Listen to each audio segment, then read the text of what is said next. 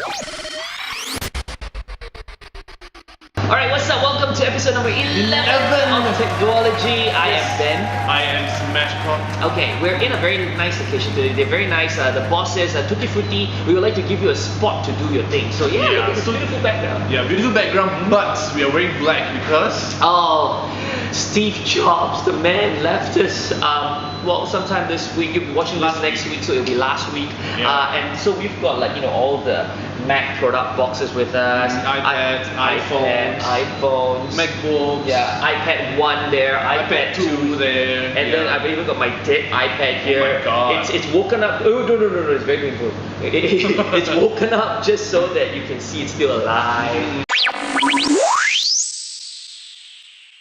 So one of the saddest news last week is definitely Steve Jobs' death.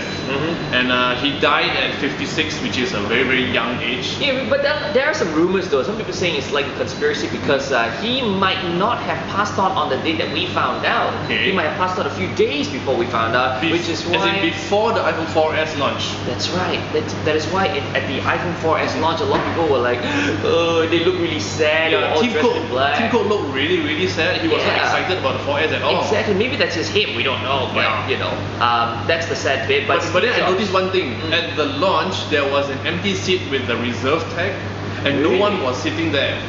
So maybe he really died before the launch, and they want to let his soul sit there.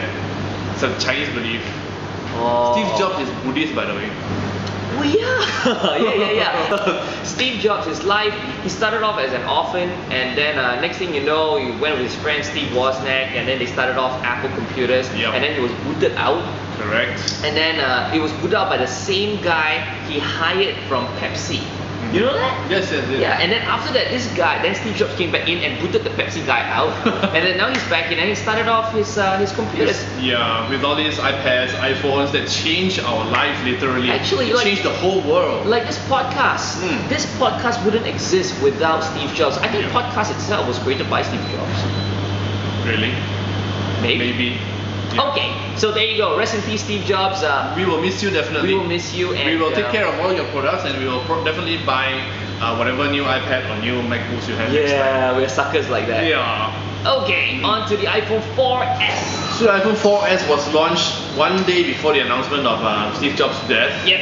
And everyone was complaining that it's not captivating enough. That's right. It's not iPhone 5. Yeah. Well, a lot of people were thinking it's going to be iPhone 5, but we released the news. I tweeted about it. I said there's no way it's going to be iPhone 5 because it's already been leaked in iTunes that there's a code called iPhone 4S, but everybody didn't want to believe. Yes, but there was also the fake rubber case that shows the new iPhone 5 case, the body which is like a teardrop. Yeah, well, you see, the thing is, a lot of people create these cases. I have a feeling these people create these molds just so that they can create some news. I don't think it's real. But anyway, all that done, are you excited?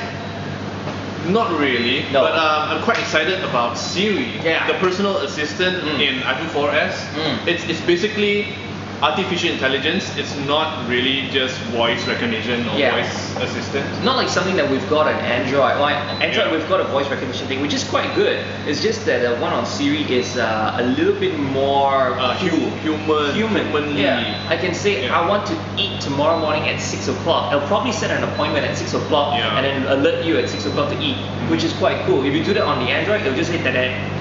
Say again. Yeah, exactly. So that's nice. Also the 8 megapixel camera. Oh yes. And the 1080p video record is not exciting enough, so not captivating enough for you? No. I think it's got a dual core processor, which they already have on the iPad too. Do you know that they purposely hid the information as to how fast the processor is? You can't find it. Whether it's a 1 GHz processor or is it 1.2 or is it 800 MHz? It's not. Nobody. I don't know. They could put in a slower processor. But one thing I know, it has 512 megabyte RAM, which is the same as the current iPhone 4. So there you go. Are you still excited? We don't know. The screen's the same. It looks the same. They say there's this new antenna thing which you cannot really feel. It's tangible. Yeah. But iPhone 4S probably is iPhone for Steve. Maybe. S for Super 2. Yep. S for Speed. S for S. Like 3DS. Yes. So I don't know, when it comes to Malaysia, which I believe is by the end of December, they say in Singapore it'll be in about a week's time from the time you're watching this video. Yeah. Alright, so for gadgets this time around, well, I brought this because it's Steve Jobs tribute episode to show that my iPad died on me. But it still works. It still works actually, it's quite amazing, you see? The screen still moves. Wow. But of course, because it's kind of dead, I've got a brand new gadget, baby! I'm going to show it to you in a bit. It's right here. What is it? Samsung Galaxy Tab 10.1. Wow. It's really slim. We'll look into the details in just a minute. So this is the gadget that will be replacing my iPad 2. It's been some time, I've been waiting for it. I've been looking around and I don't really want to get another iPad 2, so I decided to try something else. And I have come down to this baby. The Samsung Galaxy Samsung Galaxy Tab 10.1. What am I saying, man? Now, this is the 10-inch model. Obviously, they've released a 7-inch model in the US already. Should be arriving in Malaysian shores soon. And as you can see, this is a really, really sleek device. Look at this. Super slim. 5-megapixel camera at the back with flash, so that beats the iPad 2 already. It's got a 2-megapixel camera in front, and again, that beats the iPad 2. This dock connector here looks suspiciously similar to what they have on the iPad. In fact, this is the same dock connector that you connect to keyboards and your docking station, your charging station. So yeah, I would say it's very much iPad-like. And then you've got, of course, the this is where you put in the SIM card, which is quite nice. You don't need to use those small SIMs, not micro SIM. You just use a regular SIM. And of course, you've got the regular 3.5mm jack and dual speakers. Now that's a plus because on the iPad it's just one speaker. Can you show us here. the speakers? This one's here. Okay. Wait, focus. Focus. Okay, and next. the other one is over here. Focus. It's not focusing. Okay, anyways. So there you go. That's the stereo speaker and it's great for watching movies. Just to show you how the interface looks like. It's really, really nice, really sleek. What I like about this is because you can actually have widgets installed just like on every Android device. Widgets put all over the place. And there are already surprisingly a lot of honeycomb, because this is running on honeycomb Android. There are a lot of apps that are already created for honeycomb. Like for instance, Evernote, you wouldn't know until you hit on it and then you go like, wait a minute, this looks exactly like a made-for-tablet app. I don't know whether to blame it on the app or to blame it on the device because this is supposed to be quite a fast device. Alright, and then you've got these widgets here which are now configurable this way, where you can extend them, reduce them, which is nice. Yeah, and then of course you have got this is where you get into the sides. So this is like your open apps kind of thing. And what I really, really like about the honeycomb operating system is the fact that maybe, for example, you are in Evernote and then all of a sudden you need to do a calculation. What you do is you activate this thing. I don't know what this is called, but dock. you open the dock. You open up a calculator and guess what? You got a calculator running while you've got your main app running, which is impossible on the iPad. So you hit home, this thing is still running, this is still running, and you can keep moving around. And like applications like Androidify, which we featured, this was last week. Notice this?